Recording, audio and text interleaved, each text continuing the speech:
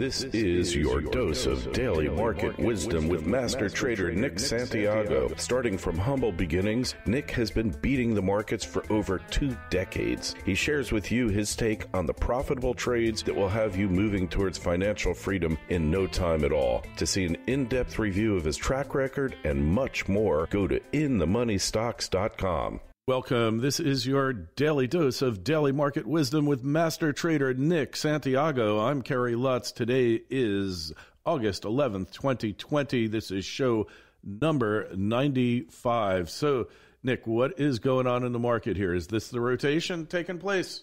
Yeah, I believe it is. I mean, we have another good move in the Russell 2000, which has been showing very, very good strength. Now, that represents small cap companies in the United States. So when money goes into the Russell, you're really taking on risk. So that's a good sign. You also see the Dow Jones Industrial Average recovering. I never like it when the Dow leads the markets higher. I always like to see the Russell and the NASDAQ because that's the risk assets. But what I've noticed over the years is that when the Dow and the Russell go together, which is not very often, it's usually a powerful elixir. So again, we'll give it the benefit of the doubt. The market's holding up well today, despite the NASDAQ being down about 0.5%. So we had our Monday advance, right? We did have our Monday advance, which usually means we're going to get backing and filling throughout the rest of the week.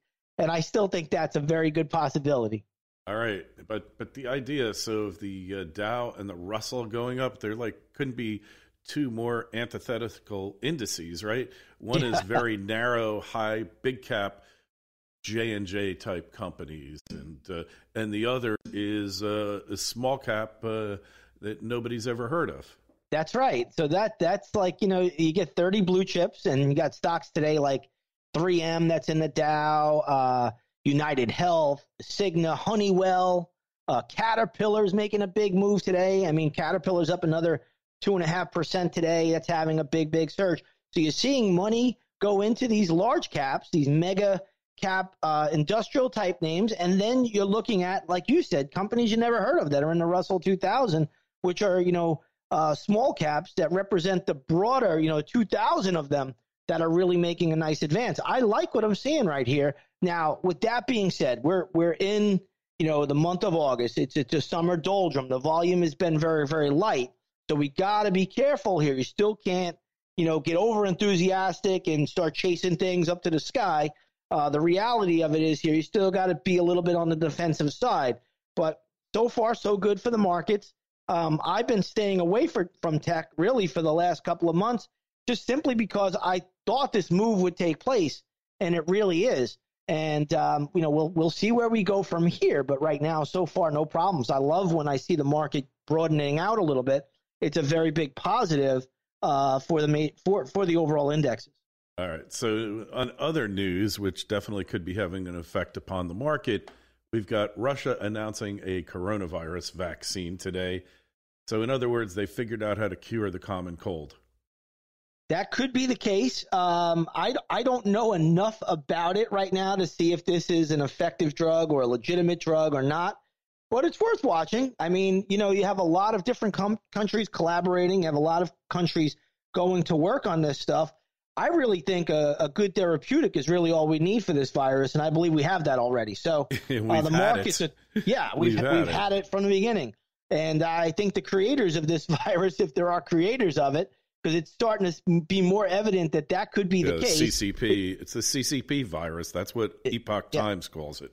Yeah, I don't think it really came from a bat or some other animal. I think it might have come from a mouse in a laboratory.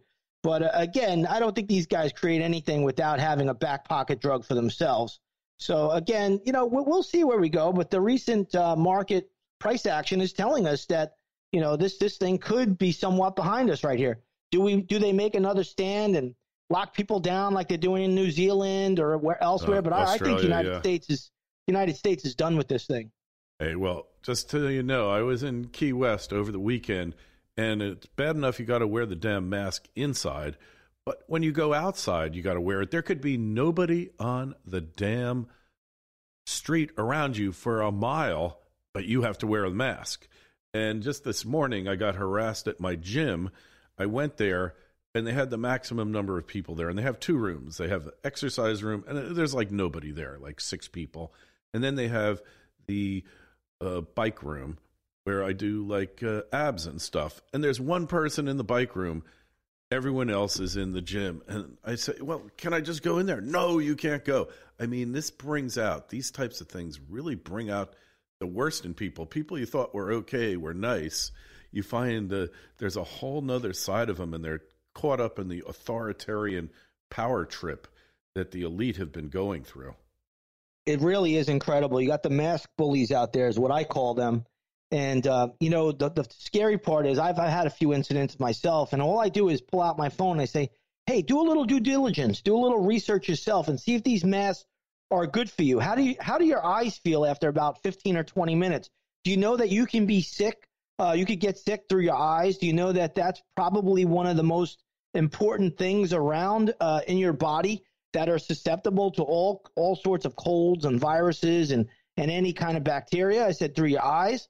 What happens to your eyes when you wear a mask? If you notice, your eyes will probably get watery as the carbon that you're breathing out goes right up into them. And I just refuse to go to any store now that makes me wear a mask. And unfortunately, we don't have that ordinance out here where I live, where you have to wear one outside. But what's going to happen is you're going to get people starting to revolt. And again, it's a sad state of affairs. But people just do not want to do their own due diligence. They just want to listen to the mainstream media and follow along. And again, that's why we call, I think the Bible says they're sheep. Yeah, the sheeple. Yeah. The sheeple. And I'm walking down the main street in Key West. That's Duval Street. And guy with a badge holds up his badge and says, put your mask on. So I'm not getting arrested here. I'm not having a last stand because I'm going to lose here. So I put the mask up, walk past him, and then I just pull it right down. And that was it. I was done. Because I just, if he wanted to fight me after that, fine. But I bowed down to authority for about 3 seconds. And I said, that's it, No more than that. It's 95 degrees, Nick. Everyone's sweating bullets. Oh, I know it. It's crazy to think about it. Plus, if you do a little homework on coronavirus, you'll find that the sun will kill the virus in about 2 minutes. Doesn't do well in high temperatures, doesn't do well in humidity. I mean, Florida's as humid as it gets. And Key West being the southernmost point of Florida, I mean, it's hot, muggy, sticky, humid. Yeah, I mean, horrible. I don't think coronavirus is really looking to hang out there. Yeah, well, they've got X number of cases, and it's probably coming from indoor. I mean, it's certainly coming from indoor transmission. There's very few instances documented of outdoor transmission. We know this. But anyways, getting on to the next. So time to go back in gold and silver soon. They've gotten their pullback. I mean, gold is down like 75 plus bucks an ounce, and silver is down a couple bucks. Totally manipulated and expected. Well, this is no surprise, right? So the other day we said, things are never different. When you go parabolic, you're going to come down in a hard fall. That's just the way it works. I have not chased this last gold move. I felt a little silly that I missed it. Well, like I told my members, I said, we've caught just about every gold move since the March lows and silver. I said, so we missed the last run and let it pull back. It's going to come in hard. It went parabolic. Anything that goes parabolic comes in sharply. So now you wait on pattern and you catch the next one. It's not over by any stretch. It's just over temporarily. And I'm glad to see it, frankly, because, I'm not in this last move via the paper gold. I still own all of my bullion and gold and silver bullion, but I don't own the paper at the moment.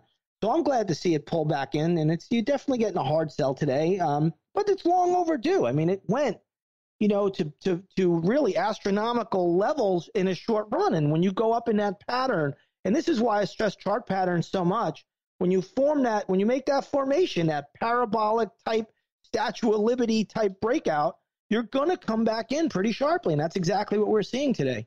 But this is not unhealthy. This is actually better. Yeah. And it's being helped along here, let's face it, by the shorts who stood to lose like bigly on all of their contracts. We know like last month, I think it was JP Morgan Chase had to reduce its silver holdings to cover its short positions. And going up to $30, it was a little bit too fast a move, but now we're going to see this consolidation, and the weak hands being shaken out, right? That's exactly what we've talked about. That's exactly what I've said. And it happens all the time. A lot of people say this time is different. I can't tell you how many people have emailed me, Nick, this time is different. How many gold dealers have been calling me to buy gold and silver? And I said, nobody out of your mind. I don't buy up here. I buy things when they're on sale. So, it's just so funny. I got 3 calls this week already. It's only Tuesday. So 3 calls on a Monday to buy gold and silver. I said, dude, are you out of your mind? One gold dealer that I actually do business with, he goes, you're not really going to buy up here, are you? I said, absolutely not. Yeah, well, I don't know how much lower it's going to go. It could go a little bit lower. Maybe we'll get back down to 1,800. Where do you see support? Well, when I look at silver? gold futures right now, the 20-day moving average is around 1932. We're currently sitting at around 1962. So, you're probably going to test the 20-day moving average. We break that. You have a lot of support at 1850 to 1800. That's going to be a buying opportunity. So, you let it get down there. I mean, there's nothing wrong with buying things when they're on sale. It's just so hard for people to get their head around it that you want to buy things when they're cheap into support and not chase them when they're breaking out and they're overbought. So, I can't stress it enough. That's the one thing about being a chartist that you'll learn, and you'll just go with the charts. You won't even think anymore. It'll be pretty much, an emotionless transaction. Okay, and so what about silver? Where do we see support there? So today, silver's down quite a bit today. We got a good little sell-off right now, trading at around 27.30 on the futures. So when I look at silver now, I mean, it could get down to 25 to 23. That's going to be where you start to look at it a little closer. And then obviously if it can get down to 20, I mean, you're all over it. Yeah. Yeah. Which honestly, hey, I'm not you know what Yogi Berra said, right? Prediction is really hard, especially about the future. So I'm not really good at this, but my gut feel is we're seeing a rerun of the last silver gold bull market almost to the T. Because if you remember, 08, 09 crash hits, gold is set back. It had broken 1,000 for the first time, and it was pulling back, and it pulled back to 670. It lost 35%. And then within 6 months after that, it recouped all its losses. Same with silver. Silver was on its way towards attempted record heights. This time, we had the exact same thing happen, except in compressed time, Nick. March 23rd, we hit the lows, and then they recouped it within a matter of weeks. So my guess is that in this instance, we're going to see a compressed timeline. And because I just don't think that the manipulative forces are going to be able to keep it down for very long. I could be wrong about this. I don't believe it's going to get to 20, but hey, we'd like to hear your opinion about it. Send us an email, kl@kerrylutz.com. And we've got a question from somebody for yesterday. Basically, to sum it up, they just wanted to know, how come you're not into Bitcoin? Yeah, I'm not into Bitcoin because I really don't trust it. I remember years ago reading reports that the government threatened Chuck E. Cheese for printing their own coins and using them in their video games. So that was once a court lawsuit. I just think that Bitcoin can be shut down by governments at any moment. And for me, I just don't want anything to do with it. It just doesn't I'm not saying it's any better than anything else, but there's really nothing backed by it. Personally, I hope we go back to a system where we're backed by gold and silver, and I think that one day will happen. That's my thought. But I just Bitcoin for me, it really is an alternative, and I think governments are letting it happen because they really want to go to a digital currency themselves, and they're seeing all the pitfalls and flaws here. And then they'll ultimately implement their own type of Bitcoin or digital currency. So, again, I think it's a test project. And for me, I just can't get involved in that. Yeah, so that makes total sense. And it really is a completely speculative endeavor. You don't have any idea where the price is going to go. and it trades purely on emotions, no fundamentals. That's what our good friend Mr. Nenner says, and I agree with him on that. And really, I'm an enthusiast. I believe in it, but I do know it has its shortcomings, and it can be shut down by the government. Never forget that. There's only 7,000 Bitcoin nodes in the world. Half of them are in China. They want this thing shut down. All they have to do is stop your access to any node for 72 hours so you have no price discovery, and Bitcoin will go down to zero really fast. That's all they have to do. Yeah, I mean, I actually can chart Bitcoin. So I do have members that ask me about it, and from time to time I will comment on it because I could still put it on a chart. It does trade on the futures now, but I honestly, that's my opinion why I don't trade it. Not to say that it can't be traded, but I honestly look at it and I just think to myself, this is just, I'd rather trade gold. I'd rather be in gold. I'd rather be in silver. It's tangible. I can hold it. God forbid we ever have to go to a bartering system where you might need to pay somebody. They're going to want your gold. I don't know if they're necessarily going to want a digital Bitcoin. So that's my take on it. Just for society take, I just feel better that I can own gold and silver. Yeah, and I tend to agree with you. Hopefully it'll never get down to that bartering system, but in these days, you never know.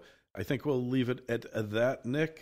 Anyway, take a look at inthemoneystocks.com. You'll see Nick's complete trading record there, other valuable info. The Twitter feeds are at ITMS, at Nick Santiago, at Kerry Lutz, and write in with your questions and comments, KL@kerrylutz.com.